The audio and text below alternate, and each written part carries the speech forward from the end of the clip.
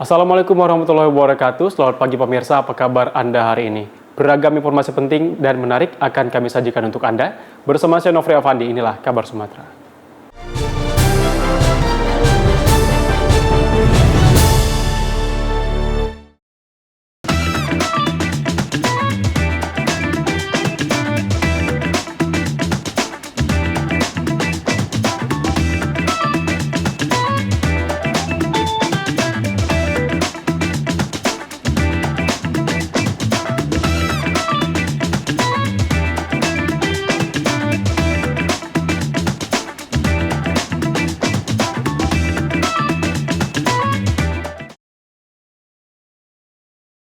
Kembali di Kabar Sumatera, pemirsa, sejak berlakunya jam malam untuk operasional angkutan barang logistik ekspor, arus lalu lintas sepanjang jalur menuju Pelabuhan Bom Baru Palembang mengalami kemacetan dan dinilai menyusahkan masyarakat.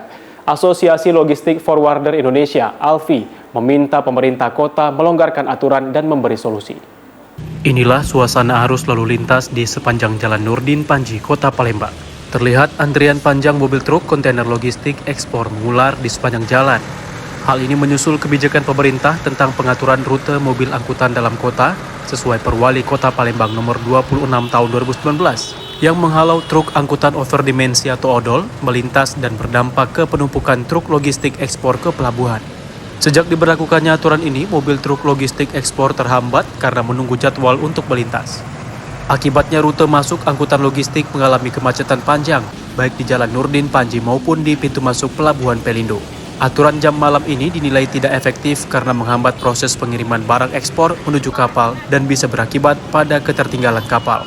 Melalui Dewan Pengurus Wilayah Asosiasi Logistik Forwarder Indonesia Sumatera Selatan dan DPD Asosiasi Pengusaha Truk Indonesia Sumatera Selatan, meminta pemerintah kota untuk melonggarkan dan memberi solusi pergerakan angkutan logistik truk kontainer khusus ekspor. Kami dari pihak Asosiasi Angkutan Barang dan dari pihak pelabuhan tersebut ingin minta kebijakan Pemkot aja Pak, bahwa terhadap mobil-mobil yang berhenti di sepanjang jalan Nurdin Panji itu diberilah kelonggaran untuk masuk menuju ke pelabuhan itu dari jam 9 sampai jam 15 tidak apa-apa. Agar diberikan solusi yang terbaik lah. Dalam hal ini warga masyarakat pun bisa nyaman, kami pun juga bisa bekerja dengan nyaman. Kami ingin diatur, kami patuh terhadap aturan yang berlaku. Tapi berikanlah solusi yang terbaik supaya tidak terjadi penumpukan mobil-mobil yang tidak mempunyai lahan parkir. Kenapa baru bisa jalan sekarang nggak? Ya kita tidak tahu Pak, ini pengaturan pemerintah ini cak mano kan? Bingung. Sedangkan sehari kalau dia sampai jam 9 malam cuma dapat seri. Dari Palembang, Sumatera Selatan, Febriansyah, TV One mengabarkan. Pemerintah Provinsi Kepulauan Riau terus membenahi sektor pariwisata di Tanjung Pinang untuk meningkatkan kunjungan wisatawan. Salah satunya adalah dengan mengintegrasikan kawasan wisata yang di dalamnya, termasuk kawasan wisata Kota Lama Tanjung Pinang. Pusat Kota Lama Tanjung Pinang yang terletak di Jalan Merdeka Tanjung Pinang, Kepulauan Riau, kini semakin berseri setelah pemerintah Provinsi Kepri memoles kawasan tersebut sebagai salah satu kawasan destinasi wisata di Tanjung Pinang.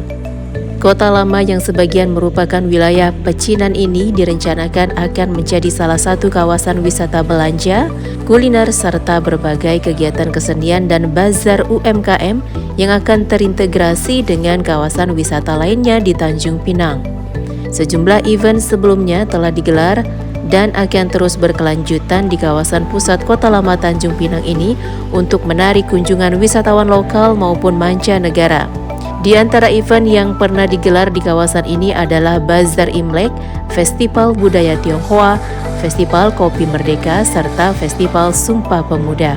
Menurut Gubernur Kepri, Ansar Ahmad, penataan kawasan Kota Lama sebagai kawasan wisata pada tahun 2023 ini akan dilanjutkan dengan memoles kawasan Jalan Teuku Umar yang bersebelahan dengan Jalan Merdeka Tanjung Pinang. Kita ingin sebenarnya Tanjung Pinang ini ada satu kesatuan kawasan pariwisata kunjungan. Ya, maka kita mulai dari Pulau Penyengat, kemudian Gurindam 12, yang tahun ini beberapa ininya kita selesaikan termasuk makanan branded-brandednya itu. kemudian Kota Lama, maka kita selesaikan tahun ini, kita lanjutkan ke Jalan Teguh Umar dan Gereja Ayam, karena itu gereja heritage ya untuk turis-turis asing yang mau bisa ke sini. Kawasan Kota Lama Tanjung Pinang yang berlokasi tidak jauh dari pelabuhan domestik dan internasional Sri Bintanpura Tanjung Pinang ini dahulunya merupakan satu-satunya pusat perekonomian dan bisnis di Tanjung Pinang. Sejumlah bangunan bersejarah serta bangunan toko dan permukiman lama yang dipoles warna-warni menjadi daya tarik kawasan Kota Lama Tanjung Pinang, Kepulauan Riau. Dari Tanjung Pinang, Kepulauan Riau, Kurnia Syaifullah, TV One mengabarkan. Ikatan Tionghoa Muda Kepri berkolaborasi dengan Dinas Pariwisata Kepri kembali menggelar Festival Budaya Tionghoa di Tanjung Pinang. Event wisata yang mengusung alkulturasi budaya Tionghoa dan budaya lokal kali ini digelar di kawasan Kota Lama, Jalan Merdeka, Tanjung Pinang, Kepulauan Riau. Berlangsung selama 2 hari pada tanggal 27 hingga 28 Mei lalu, Festival Budaya Tionghoa 2023 ini berlangsung meriah dengan menampilkan berbagai pertunjukan kesenian dan hiburan. Selain barongsai, kesenian tarian musik tradisional Tionghoa, serta berbagai pertunjukan dan kesenian lokal seperti tarian Melayu juga ditampilkan untuk memeriahkan event wisata ini. Festival Budaya Tionghoa untuk kali kedua dibuka oleh Pelaksana Tugas Kepala Dinas Pariwisata Kepri, Raja Heri Mohrizal, mewakili Gubernur Kepri. Kita berharap mendapatkan untuk kalender event nasional Kota Tanjung Pinang untuk meningkatkan UMKM yang ada di Kota Tanjung Pinang. Kita berharap hal ini terus-menerus terselenggara. Selain menampilkan berbagai kesenian dan pertunjukan, Festival Budaya Tionghoa di kawasan Kota Lama Tanjung Pinang ini juga dimeriahkan dengan stand bazar dan kuliner dari pelaku ekonomi kreatif dan UMKM. Ketua Ikatan Tionghoa Muda Kepri, Edianto, mengatakan, tema khusus pada Festival Budaya Tionghoa 2023 ini adalah mengenalkan budaya pernikahan Tionghoa. Tahun kemarin kita di TCC Mall, kita mengangkat pengaruh atau peran masyarakat Tionghoa untuk ekonomi di Tanjung Pinang. Tahun ini kita mengangkat pernikahan Tionghoa, jadi sengaja kita berada di Jalan Merdeka, kita menjalan layaknya pernikahan Tionghoa. Jadi kita mempamerkan juga pakaian adat pernikahan Tionghoa dan foto-foto sejarah lainnya. Selain menjadi hiburan masyarakat, festival ini juga menarik wisatawan lokal dan mancanegara, khususnya warga Tionghoa Singapura dan Malaysia. Dari Tanjung Pinang, Kepulauan Riau, Kurnia Syaifullah, Khairullah, TV One mengabarkan.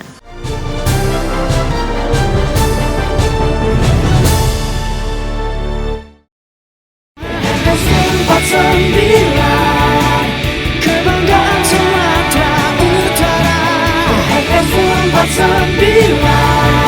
berbagai pameran dan hiburan ceria. Ayo ke Pekan Raya Sumatera Utara, berikan cerita terbaikmu.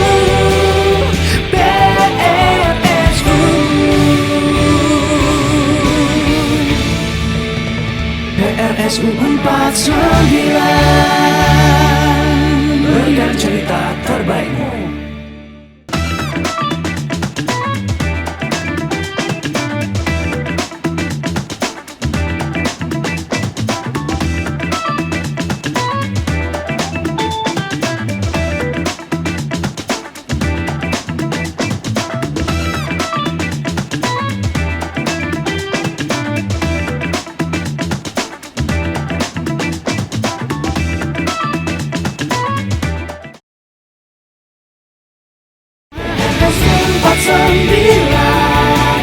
Kebanggaan Sumatera Utara,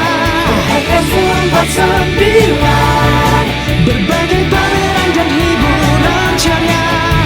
Ayo ke Pekan Raya Sumatera Utara, berikan cerita terbaikmu.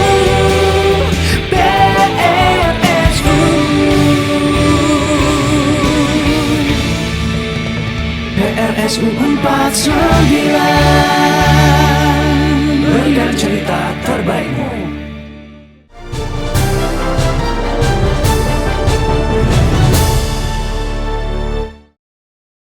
Maraknya pencurian aset kereta api di wilayah kerja Balai Teknik Perkeretaapian kelas 2 Padang serta bermunculannya bangunan liar di sepanjang jalur kereta api serta terkait perlintasan sebidang. Direktorat Jenderal Perkeretaapian gelar penyuluhan regulasi perkeretaapian di wilayah Sumatera Barat. Acara ini digelar di Istana Bung Hatta, Kota Bukit Tinggi. Direktorat Jenderal Perkeretaapian gelar penyuluhan regulasi perkeretaapian di wilayah Sumatera Barat dalam rangka meningkatkan sinergitas stakeholder dalam pengembangan jaringan dan menjaga aset barang milik negara guna percepatan pertumbuhan ekonomi. Sosialisasi disertai forum group discussion ini diikuti juga oleh Gubernur Sumatera Barat dan dibuka oleh Direktur Jenderal Perkeretaapian Rizal Wasal. Sementara materi tentang pencegahan pelanggaran dan penegakan hukum terkait regulasi perkeretaapian disampaikan Erni Basri selaku Direktorat Jenderal Perkeretaapian. Sebenarnya rangkaian ini kelanjutan dari sebelum-sebelumnya bahwa penegakan hukum dengan adanya kejadian-kejadian pencurian aset yang ada di beberapa titik sejak beberapa tahun terakhir ada 20 kali. Tentunya kita perlu sinergitas dari pemerintah daerah sehingga bisa sinergitas. Artinya koordinasi terus diperkuat seperti itu sehingga keselamatan perkeretaapian dan pengamanan aset lebih meningkat lagi. Ya, jadi pencurian itu mengambil rel, tentunya itu mengganggu operasi dan mengambil bantalan material-material yang ada. Kemudian bahkan sambungan rel juga diambil.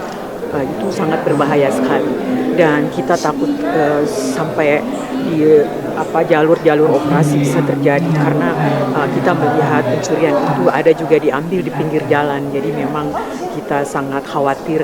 Namun demikian dengan adanya sinergi hari ini tentu akan jauh lebih baik lagi. Sosialisasi ditutup dengan penandatanganan MOU antara Ditjen Perkeretaapian dengan Gubernur Sumatera Barat didampingi oleh 9 bupati atau wali kota yang wilayahnya dilalui kereta api. Dari Padang, Sumatera Barat, Wahyudi Agus, TV One mengabarkan. Rapat paripurna istimewa dalam rangka puncak peringatan Hari Ulang Tahun Kabupaten Lahat ke-154, perayaan ke-25 digelar di ruang utama sidang DPRD Lahat. Dewan Perwakilan Rakyat Daerah Kabupaten Lahat menggelar sidang paripurna istimewa dalam rangka puncak hari jadi Kabupaten Lahat ke-154 tahun. Dalam sidang paripurna yang dipimpin langsung oleh Ketua DPRD Lahat Fahrizal Homizi dan didampingi unsur pimpinan, sidang paripurna ini berjalan lancar dan khidmat. Dalam kesempatan ini, mewakili seluruh anggota DPRD Lahat, Fitrizal menyampaikan apresiasi atas kinerja Bupati dan Wakil Bupati Lahat selama 4 tahun kepemimpinannya. Ia dinilai mampu menurunkan angka kemiskinan di Kabupaten Lahat. Selain itu, peningkatan APBD dan meraih penghargaan WTP 9 kali secara berturut-turut merupakan salah satu bukti jika program kerja Bupati Lahat, Ci Ujang dan Wakil Bupati Lahat Haryanto berjalan dengan baik. Sementara Gubernur Sumsel Hermandru menyampaikan banyaknya prestasi dan penghargaan yang diraih oleh Kabupaten Lahat merupakan salah satu bukti kekompakan yang terjalin antara pemerintah kabupaten dan legislatif serta lapisan masyarakat sehingga bisa membawa Kabupaten Lahat semakin bercahaya. Istimewa sekali ulang tahun ke-154 ini. Begitu banyak prestasi yang diraih dalam tahun-tahun belakangan ini. Ini menandakan sistematisnya kolaborasi ini sehingga menciptakan prestasi-prestasi yang luar biasa. Penurunan angka kemiskinan, adipura, turunnya stunting, dan yang paling penting adalah ada kenaikan indeks pembangunan manusia, Human Development Index. Inilah muara dari semua program-program itu. Artinya pemerintah Kabupaten Lahat ini betul-betul sudah sangat on the track, artinya jalan pada posisi yang benar. Dari Kabupaten Lahat, Sumatera Selatan, Ahmad Yudiansyah, TV One mengabarkan. Dewan Pimpinan Wilayah Partai Nasdem Provinsi Sumatera Utara menggelar rapat konsolidasi sekaligus halal bihalal bersama seluruh DPD Partai Nasdem, para bacalek, sayap partai dan simpul relawan Anies Baswedan di kantor Nasdem Sumut, Jalan HM Yamin, Kota Medan pada Jumat lalu. Ketua DPW Nasdem Sumut Iskandar ST dalam sambutannya menyampaikan pertemuan ini digelar dalam rangka persiapan menuju pemilu 2024 dan halal bihalal antara pengurus, Bacalek DPR RI, Provinsi dan relawan Anies Rashid Baswedan. Iskandar menjelaskan dalam pertarungan di pemilu mendatang, DPW Partai Nasdem Sumut ditargetkan oleh Ketua Umum Surya Paloh sebagai partai pemenang di Sumut. Untuk itu, Nasdem Sumut menargetkan 7 anggota DPR RI, 20 kursi di tingkat provinsi, dan 173 kursi di kabupaten kota. Untuk merealisasikan semua target, Iskandar mengatakan dibutuhkannya kerjasama antara para calon legislatif atau caleg dengan tujuan membesarkan Partai Nasdem dan menargetkan sebagai pemenang di Sumut. Dalam acara konsolidasi sekaligus halal bihalal ini, Iskandar juga menyinggung kasus yang menimpa Sekjen Nasdem, Joni Plate. Ia menyatakan peristiwa penetapan Joni Plate sebagai tersangka kasus korupsi tender BTS Kominfo senilai 8 triliun rupiah tidak terlalu mengganggu kerja Partai Nasdem dan relawan Anies Baswedan. Ini karena mereka mengetahui kejadian yang menimpa Joni tidak murni masalah hukum, tetapi ada nuansa politik. Karena mereka tahu bahwasanya dalam peristiwa Pak Joni Plate itu tidak hanya murni hukum, tapi juga ada nuansa politis. Kemudian yang kedua adalah bagaimana dengan pihak yang bukan pemilih Nasdem, bukan pendukung Pak Anies. Tentu saja ini terus akan di-framing. Ya, framing-framing inilah yang terus dilakukan, dan kami sebagai pengurus berkewajiban untuk meng-clearkan persoalan ini supaya framing-framing itu terbantahkan. Ya. Salah satu framing yang muncul itu kan seolah-olah dana 8 triliun itu sudah dikorupsi oleh Pak Joni Plate, dan Pak Joni Plate seolah-olah itu mengalir kepada partai. Dari Medan, Sumatera Utara, Ahmid Al-Yauzar, TV One mengabarkan.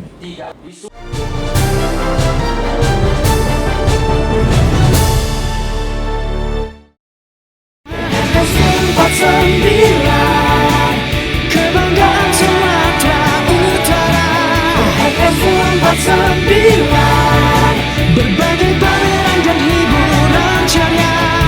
Ayo ke Pekan Raya Sumatera Utara, berikan cerita terbaikmu.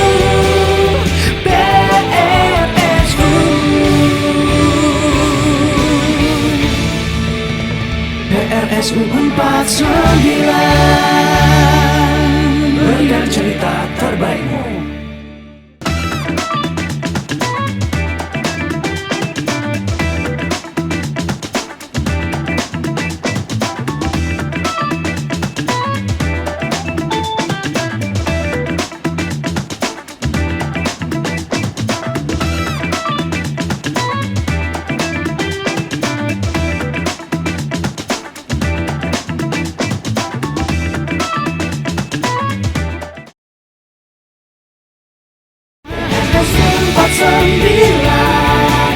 Kebanggaan Sumatera Utara, FM 49, berbagai pameran dan hiburan ceria.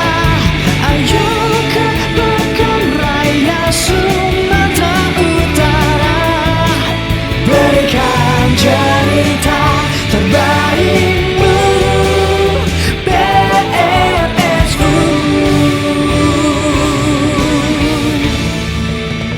PRSU 49, berikan cerita terbaikmu.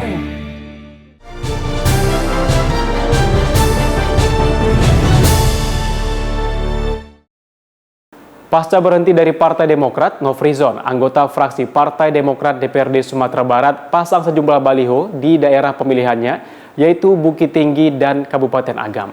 Baliho berukuran besar tersebut dibuat bertujuan agar konstituennya tahu bahwa dia tidak lagi di Partai Demokrat. Anggota DPRD Sumatera Barat 3 periode 2009 hingga 2024, Nofrizon keluar dari Partai Demokrat memberitahukan konstituennya. Nofrizon pun memasang baliho berukuran besar di beberapa titik di Kota Bukit Tinggi dan Kabupaten Agam. Baliho tersebut bermaksud agar pemilihnya tahu bahwa dia sudah pindah partai. Saya menyampaikan kepada simpatisan dan konstituen tua saya, karena mau pileg lagi 24-29. Insya Allah saya mau maju lagi. Kalau dulu saya maju di Partai Demokrat apabila duduk 3 periode, sekarang ini saya akan pindah partai ke insya Allah ke P3. Tentu orang lebih kenal identik Nofrizon itu di Demokrat, ya kan? Nah, untuk itu kan saya perlu memberi tahu konstituen dan pemilih saya. Saya sudah pindah partai dari Demokrat ke P3. Kenapa? Sedangkan berbunyi yang uniknya, karena berlawanan dan tidak sejalan dengan Ketua DPD Demokrat, Saudara Insun tadi. Itu benar. Itu benar. Karena tidak sejalan lagi, dia di Demokrat, saya di P3, kan berlawanan partai. Hah? Kalau digali lagi, karena melihat itu lain lagi teknis. Itu prinsip dan pribadi sifatnya, privat. Kenapa saya hengkang itu pribadi. Ya. Kalau ini terpaksa kita bongkar, nanti ada suatu khusus lah nanti. Kalau itu diperlukan, kalau enggak ya udah alam saja proses. Penting saya memberitahu konstituen saya bahwa saya sekarang tidak di Demokrat lagi, pindah ke P3 insya Allah. Keluarnya Nofrizon, Ketua Fraksi Demokrat DPRD Sumbar, Ali Tanjung menyebut bahwa terdapat 2 persoalan. Pertama, dinilai tidak mengikuti putusan fraksi, dan kedua, telah pindah ke partai lain. Bahwa Saudara Nofrizon sudah memiliki KTA partai lain, yaitu yang kita punya P3, itu kita ada bukti ya. Jadi 2 itu inti, walaupun tidak panjang lebar di dalam itu, di dalam surat pemberhentian itu, di dalam surat PW. Jadi tapi poinnya 2 itu. Dari Bukit Tinggi, Sumatera Barat, tim TV One mengabarkan. Pemirsa, tepat di hari ulang tahunnya, tanggal 1 Juni 2023, Bupati Muratara Devi Suhartoni mendapat kado spesial dengan dilantiknya sebagai Ketua DPW Pujakusuma, Sumatera Selatan. Bertempat di Hotel Swarna Dwipa Palembang, Kamis pagi tanggal 1 Juni 2023, pelantikan Ketua DPW Pujakusuma Sumsel berlangsung hikmat dan meriah. Hadir langsung Gubernur Sumsel Herman Deru yang juga sebagai Majelis Pertimbangan Organisasi Paguyuban Keluarga Besar Pujakusuma DPW Sumsel. Proses pelantikan Ketua Dewan Pimpinan Wilayah Pujakusuma Sumsel periode 2022 sampai 2027 dilakukan langsung oleh Ketua Umum DPP Pujakusuma Eko Supianto. Dalam pidatonya, Ketua DPW Provinsi Sumsel, Devi Suhartoni menjelaskan paguyuban Pujakusuma ini dibentuk dengan tujuan menjadi generasi penerus suku Jawa guna mempertahankan tradisi seni dan budaya dari pendahulu dan menciptakan generasi yang tak lupa sejarah. Devi juga menjelaskan ke depan DPW Paguyuban Keluarga Besar Pujakusuma Provinsi Sumsel memiliki program diantaranya belajar bahasa Jawa halus dan kasar. Keluarga besar Pujakusuma harus memiliki keterampilan dalam berbahasa Inggris, maka ke depan DPW Pujakusuma Sumsel harus belajar menguasai bahasa Inggris dengan cepat. Pujakusuma ini selama ini kan terjeda. Sekarang diaktifasi kembali dan ketuanya Pak Devi yang memang mumpuni di dalam pengelolaan organisasi. Kita berharap Pujakusuma ini dapat menjadi benteng bagi pertahanan adat dan kebudayaan. Kami sudah ada program-program ke depan untuk roadshow ke seluruh kabupaten dan kota di Sumatera Selatan. Dan juga sudah memang ada program-program tadi dibilang di depan bahwa kita ada koperasi, nantinya ada juga nanti kita belajar bahasa Jawa untuk anak-anaknya juga, dan juga ada bahasa Inggris cepat, dan juga kita akan terus mengembangkan Pujakusuma ini ke seluruh Sumatera Selatan, tentunya seperti itu. Proses pelantikan Ketua DPW Pujakusuma Sumsel bertepatan di hari ulang tahun Bupati yang ke-54 Devi Suhartoni. Hingga di akhir acara ada kegiatan pemotongan tumpeng yang langsung diberikan ke Gubernur Sumsel. Dari Palembang, Sumatera Selatan, Febriansyah, TV One mengabarkan.